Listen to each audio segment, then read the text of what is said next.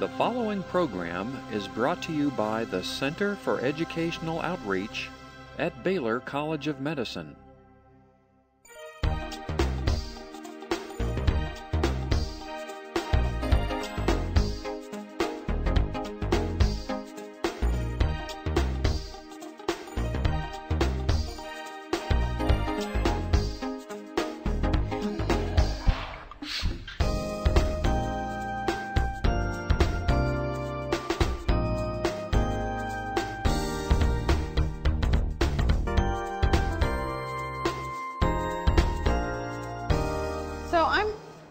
Nancy Moreno. I'm actually a biologist.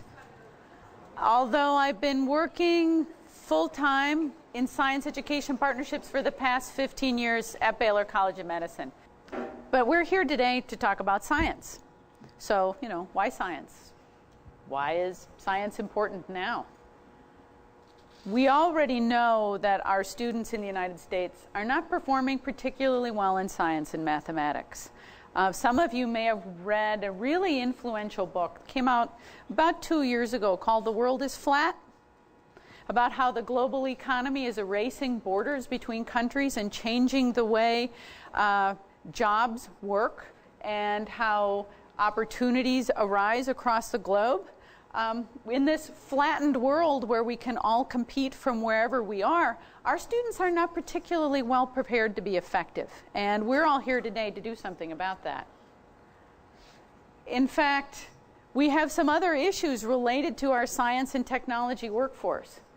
Many of our key engineers, scientists, and teachers will be retiring in the next decade. The baby boom generation, many of whom went into science teaching or engineering or health and medicine, are going to be retiring.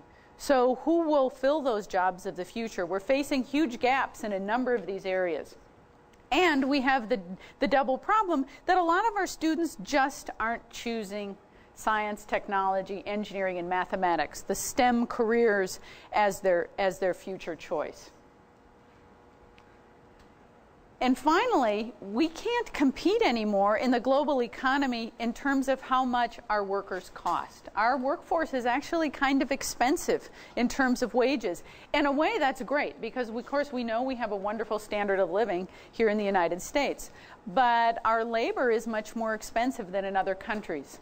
But what was argued in The World is Flat is that we can compete in innovation and in our brain power. And this is where we need to continue to invest. And of course, everyone here knows, right, how do we teach students those problem-solving and critical thinking skills that are so essential and that will be important for the global marketplace? In science and in math. That's where those skills are developed. And of course now, with the publication of another report, we've also realized that science and math education is even becoming a national security issue. How many of you are familiar with the report Rising Above the Gathering Storm? Anyone seen that? Some afternoon when you're on the web, Google in Rising Above the Gathering Storm. It came out from the National Academies last year. It was very much discussed up in Washington. It talks about how our students are not competing well currently in science and math and what we need to do to make a change. And what you're also going to find is the way that this program is put together is very much aligned with the recommendations they're talking about up in Washington, about how to change science and math. So take a look at Rising Above the Gathering Storm. Maybe we can talk about it later. So what's happening with science in our everyday lives? We don't think about science very much, but it impacts absolutely everything we do. Of course, scientists and engineers develop the computers we used. They develop our cell phone technologies. They develop the laser pointer, the flooring, you name it. It came from science and technology that we use. But somehow we think we can go on in our daily lives without thinking about science. So what are some of the big science news events of the past few months? We finished sequencing the human genome. This is amazing. We know what all of the genes are in the human body. Does that mean that that quest is over? No. We know the sequence of nucleotides, but we have no idea what they do. We can only test for about 3,000 of the 20+ thousand genes that we know are in the human genome. So our work in that area has just begun. but it is going to profoundly change how we practice medicine in the next century. What about corn? Corn, we don't think about corn as being the basis of our food and fuel economy, but it is. If you go to the grocery store, you can't pick an item off the shelf that doesn't have corn in it. High fructose corn syrup is in everything. Corn-based ethanol is now in all our fuels. But how do we produce corn? With petrochemicals. So corn has been in the news a lot. There's a lot of science tied up in it. There's a lot of controversy. But it's something, again, scientific advancements are really changing what we do with this very basic food product. Well, and now nanoparticles. Have some of you heard of nanotechnology?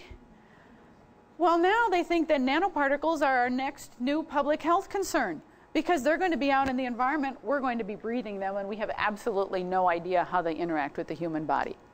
So there are constant new findings in science that have tremendous impacts on our everyday lives, and we don't often take the time to think about it. So that's why science is important. But what is science? We're all here, we're talking about science. We're going to be doing some science. So what is science? So take about, I'm going to give you maybe half a minute to talk to the person next to you and share a couple of ideas about what you think science is. Let's do an informal survey about what you were talking about and your views on what is science. Raise your hand if in your discussion you talked about how science is a body of knowledge.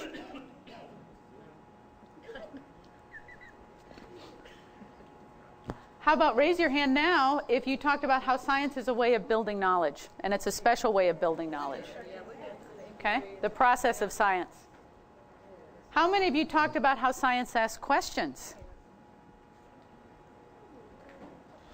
How many of you talked about how science looks for cause and effect? You'll be doing a lot of that in the labs, and you'll be doing that a lot during the school year with your students. How many of you discussed the fact that science doesn't provide absolute answers?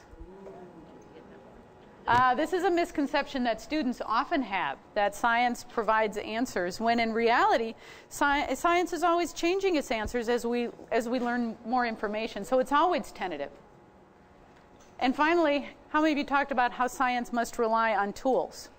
And of course, the mathematicians don't like us to think of math as a tool because it also is a pure science and an endeavor on its own, but science relies on mathematics, also relies on technology. So who talked about that? So you can see that science encompasses a lot of different things. But it is, first, a different way of building knowledge. Scientists go out and ask questions about the natural world. And then they find answers to their questions. But the difference in the way scientists find answers is that someone else can come along behind them and do the same thing because it's clear how they found their answer. It's repeatable. Science also is asked on questions. For years, when we were doing summer science programs and we had guest scientists come in, we would ask them for a definition of science. And you know what? They'd look at us and they'd go, yeah, well, science is asking questions. They didn't give us a long description. They didn't particularly go through what is known as science as the hypothetical deductive method of science, which is that scientific method you see in the textbook. Folks actually don't do science that way. And in fact, the procedures that we follow in science are very discipline specific. Astronomers don't do science in the same way as biomedical researchers who don't do science in the way as computer researchers who don't work like oceanographers. Every scientific discipline has its own way of asking and answering questions. So keep that in mind. But that given, if that's what science is, what is science literacy? Because I think all of us would like to have students who can use science in their everyday lives, right? Who are scientifically literate. So first, someone who's scientifically literate can understand some of the things that are happening around them. They might be able to know, based on the kinds of clouds, whether it's going to rain this afternoon.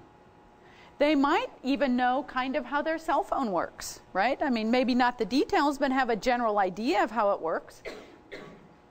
So that they can have some understanding of what's happening around them. In other words, not living in a world where everything's a black box, where something goes in, something goes out, and we have no idea what happened in the middle.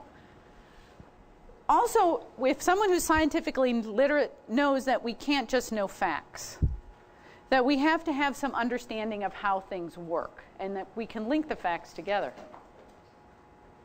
And also how we produce scientific knowledge. And the best way to learn how to produce scientific knowledge is to actually have a chance to do it yourself. And so through inquiry, hands-on activities, like Sandy was mentioning earlier this morning, that's how, since students will be producing their own scientific knowledge, they'll have a better understanding of how the entire scientific community produces knowledge. And they'll also know why scientists discuss issues among themselves, in other words, the nature of scientific debate. And finally, probably the most important component of scientific literacy is the ability to make decisions and solve human problems based on scientific understanding. And I think we would all like our students to be informed voters in the future. We're going to have some big decisions. Global warming is certainly something that is talked about more and more. There's going to be a lot of legislation in the future about it. We'd like to have informed voters who can think about it and make good choices. We'd like to have our folks up in Congress or in Austin also scientifically literate, right, so that they could make good choices for us. So this is scientific literacy. Certainly not every student is going to become a scientist or an engineer or a science teacher, but hopefully they will be a scientifically literate citizen. And this is, of course, what our goal is.